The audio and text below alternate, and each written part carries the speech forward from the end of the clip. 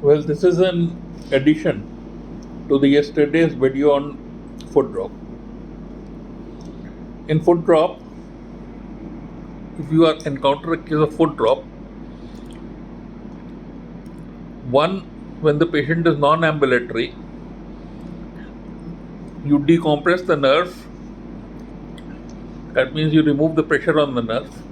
You give Neurobion and you give a toe raising appliance. Secondly, patient is ambulatory and you are waiting for the recovery of the nerve. Then you give a orthosis which prevents foot drop or loss of dorsiflexion by orthotic devices. The three orthotic devices are foot ankle orthosis, BK caliper with posterior check, and toe raising appliance. And then the three operations that you do in residual paralysis of dorsiflexors resulting in foot drop are bone block, tendon transfer, bone block fusion. Now the motor units of the tendon are, I told you, extensor hallucis longus, extensor digitorum longus, tibialis posterior if there is foot drop and varus, peroneus longus if there is foot drop and valgus. And what I forgot was lateral half of tendo echalis can also be used to restore dorsiflexion of the ankle.